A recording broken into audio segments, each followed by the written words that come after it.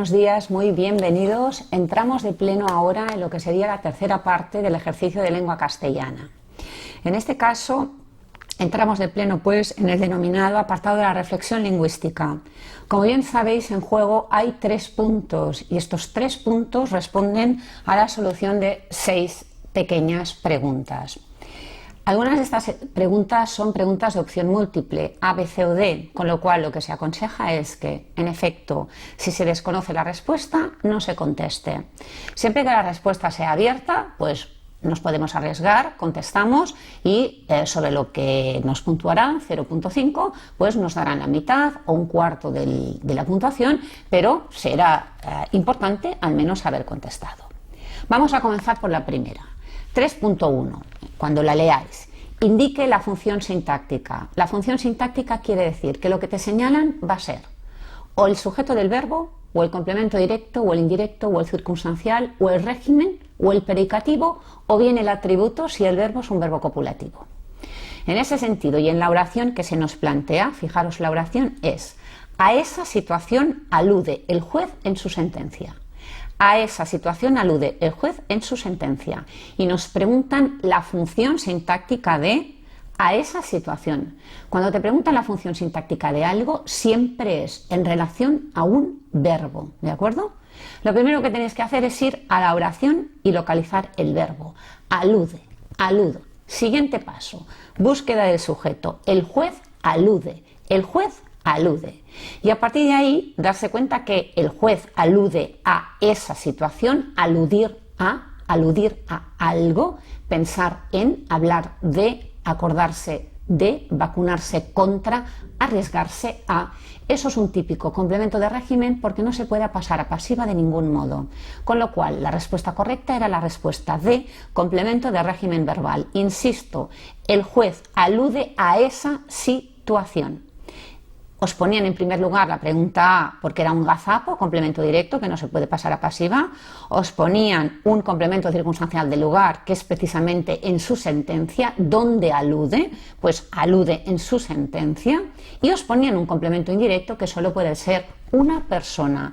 Con lo cual tenéis que actuar por eliminación, pero siempre yendo por el orden indicado: localización del verbo, localización del sujeto, directo por pasiva, indirecto por persona, circunstancialidad, posibilidad de atributo porque el verbo es copulativo y si no, posibilidad de complemento de régimen porque hay una preposición que rige al verbo. Importante este punto que repetiremos más adelante. Pasamos a la pregunta 3.2. ¿Por qué es importante la pregunta 3.2, queridos candidatos? Pues lo es sencillamente porque aquí ya no nos piden función sintáctica, aquí nos piden categoría gramatical, y categoría gramatical no es otra cosa que saber llanamente que las cosas son nombre, determinante, adjetivo, verbo, pronombre, conjunción, preposición, y no hay más. Lo sabéis porque así nos hemos estado formando. Con lo cual, en la oración que se os plantea, pero él ya no le escuchaba y se alejaba a buen paso de la casa, si usted me pregunta qué quiere, qué tipo de palabra es ya, él no le escuchaba, él ya no escuchaba, ya no escuchaba, él no escuchaba ya, él tampoco escuchaba, él escucha ahora, él escucha mañana, entonces él escucha, además escucha, nunca escucha, siempre escucha, escucha ya. En lengua las cosas no se tienen que memorizar, se tienen que saber utilizar. Ya no puede ser otra cosa que un adverbio, con lo cual a la pregunta 3.2 la partícula ya no escuchaba, ya no escuchaba. Este ya es un adverbio, respuesta de adverbio, cerca del verbo. Un adverbio es un adverbio porque está cerca del verbo. Ya escucha, no escucha, sí escucha, siempre escucha, ahora escucha, nunca escucha, jamás escucha. Espero que haya quedado claro qué es lo que denominamos categoría gramatical y por qué gramaticalmente un adverbio es un adverbio, porque modifica, entre otros, sobre todo al verbo. En el apartado 3.3 no os penséis que la pregunta que os planteaban era sencilla, No lo era. Os preguntaban cuál de las siguientes oraciones contiene una oración subordinada adverbial. Las oraciones compuestas, que son oraciones con más de un verbo, y lo habéis estado estudiando, se subclasifican en 3 grandes bloques: oraciones yuxtapuestas, oraciones coordinadas y oraciones subordinadas. Y asimismo, las oraciones subordinadas se distinguen entre subordinadas sustantivas, subordinadas adjetivas y subordinadas adverbiales. ¿Y por qué son subordinadas adverbiales? Lo son sencillamente porque, como tales, ellas actúan como adverbios de la oración principal. Fijaros la oración que os planteaban, ¿de acuerdo? La primera de ellas: no le gusta que le mientan, no le gusta que le mientan. ¿Es esto una oración subordinada adverbial? No lo es. Vamos a localizar la oración principal. La oración principal es una oración que nunca lleva nexo, vosotros lo sabéis, y cuyo verbo nunca está ni en infinitivo, ni en gerundio, ni en participio. En la oración no le gusta que le mientan, oración principal: no le gusta, no le gusta. Es una oración que no lleva nexo y el verbo no está ni en infinitivo, ni en gerundio, ni en participio. Si esta es la principal, fijaros que la siguiente, que le mientan, es la subordinada. No le gusta esto, no le gusta esto, no le gusta esto. Cuando toda una oración la podéis sustituir por esto, vosotros sabéis que esa oración es subordinada sustantiva. Esta sería una respuesta fallida. Pasamos a la pregunta D. Por más que le insistas, nunca cambiará de opinión. Esta era la respuesta correcta, fijaros. Por más que le insistas, es la oración principal. Insisto, no lleva nexo. Los verbos no están ni en infinitivo, ni en gerundio, ni en participio. La siguiente oración: nunca cambiará de opinión. Nunca cambiará de opinión. ¿Verdad? Me he equivocado. La oración principal es nunca cambiará de opinión. Nunca cambiará de opinión es la oración principal porque es la que no lleva nexo, ¿eh? Insisto, me he equivocado. La oración principal es nunca cambiará de opinión. Y sería por más que le insistes, por más que, este por más que es el nexo, este por más que es el que genera la oración subordinada adverbial.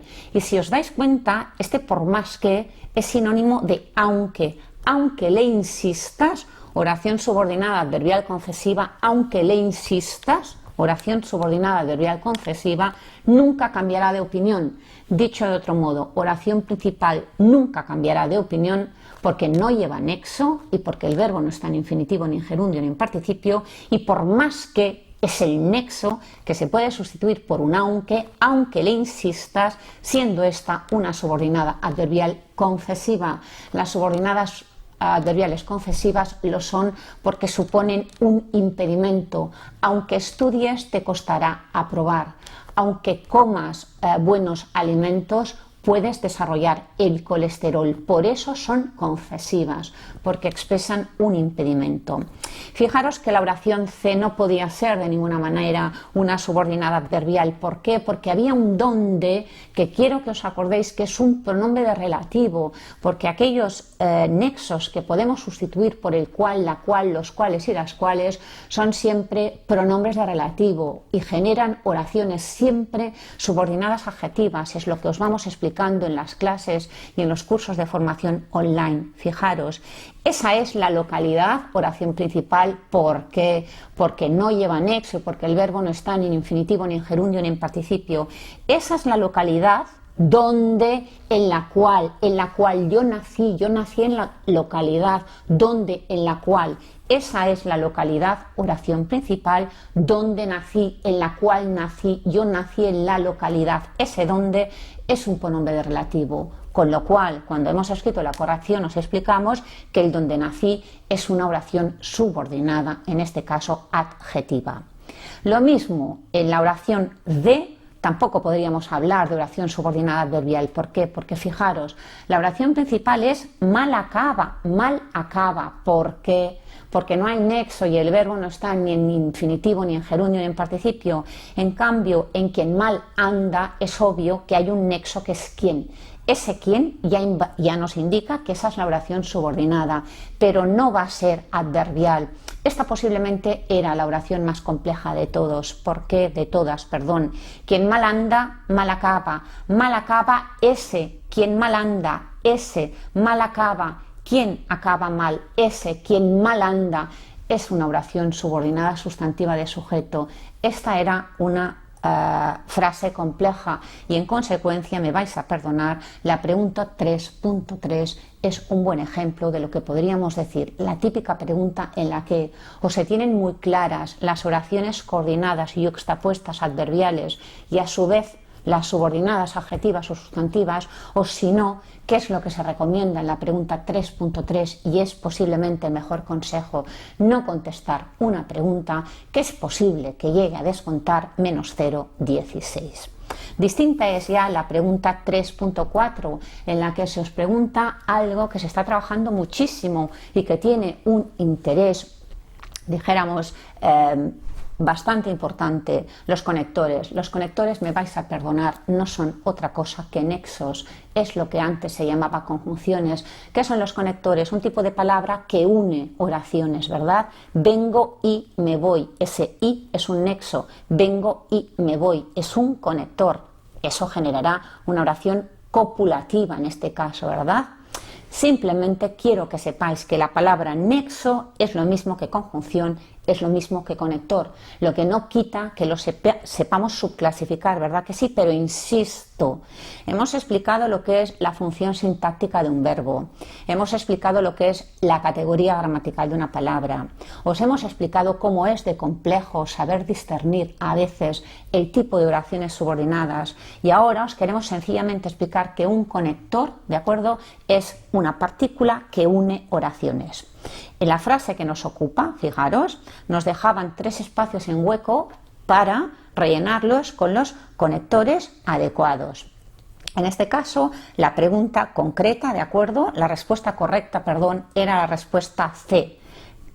Fijaros en la frase, se han adoptado, coma, sin duda, coma, algunas medidas, coma, aunque deberán, coma, no obstante, coma, emprenderse nuevas acciones en el futuro.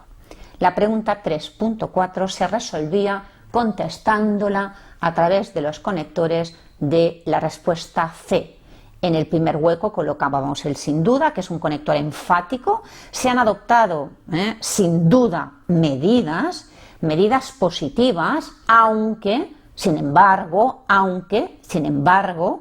no obstante, deben emprenderse nuevas acciones en el futuro. Si os fijáis en el resto de opciones, la A, la B y la C, por sentido, ninguna de ellas encajaban, ¿de acuerdo?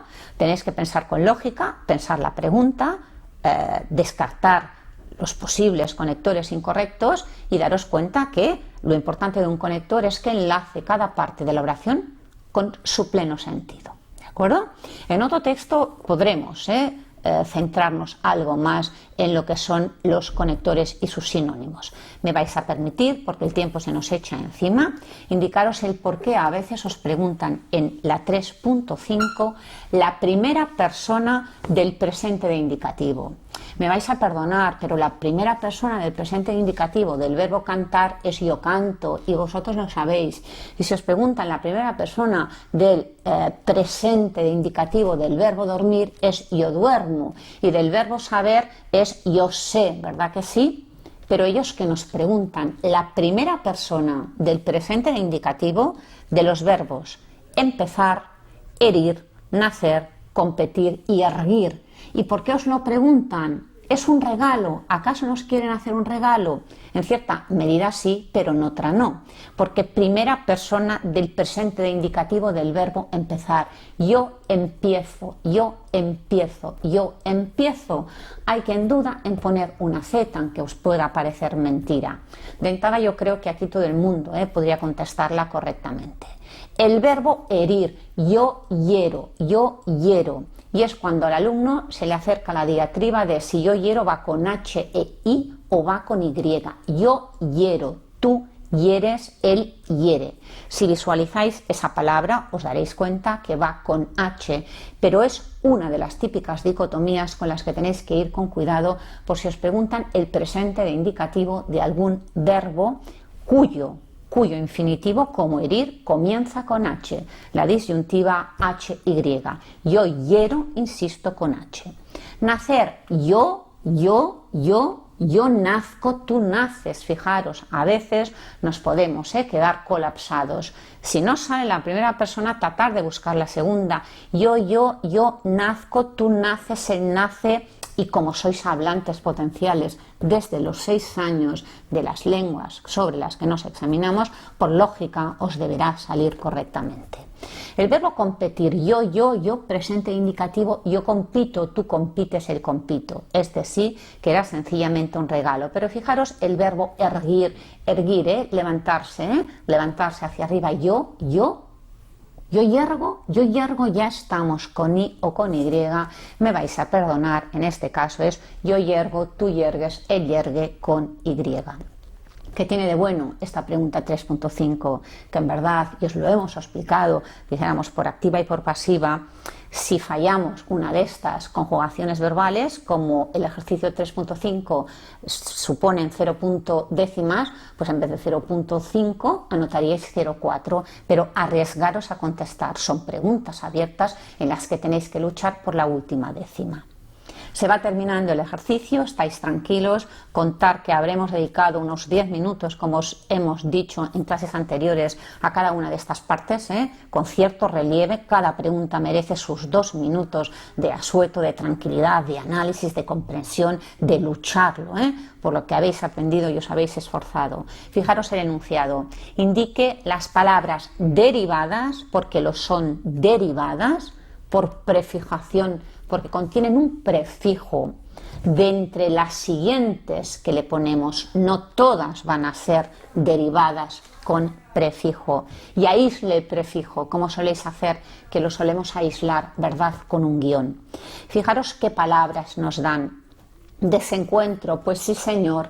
Encuentro sería la palabra nucleica, la del lexema, la de la raíz. Encuentro, el des es un prefijo, lo aislamos, desencuentro, va por delante del lexema, de la parte invariable de la palabra, ¿verdad que sí? Des es un prefijo y a partir de encuentro aparecería la parte nucleica, lo que se denomina llanamente el lexema, y aún más llanamente, porque es así de sencillo, la raíz, la parte invariable de la palabra.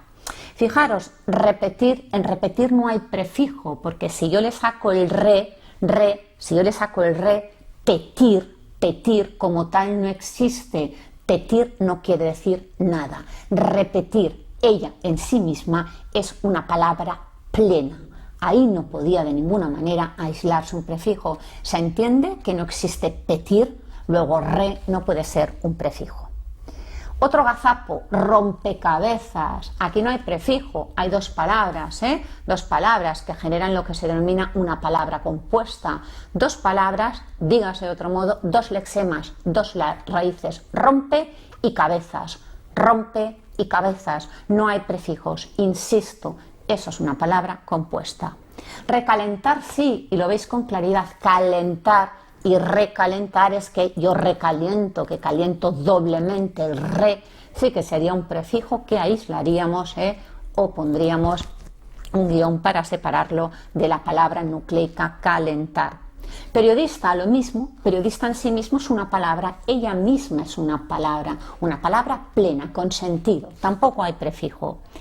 Inigualable, inigualable, igualable, igualable, inigualable, que nadie lo puede igualar, igualable, igualable, lexema, raíz, palabra compleja en sí mismo, igualable, prefijo que no se puede igualar, sí, ahí convendría separarlo adecuadamente. Blancura. Estimados alumnos, por causas tecnológicas o por error del cámara de vídeo, la tercera parte del tutorial no está completa. Solo faltan las explicaciones de 3 respuestas. Pero como momentáneamente no podemos repetir la última toma, y dadas las circunstancias, estimamos que es mejor tener un tutorial sin el final que no tener nada. No dudéis en contactar con vuestros profesores o tutores para solventar cualquier duda que os pueda surgir. Ánimo y paciencia.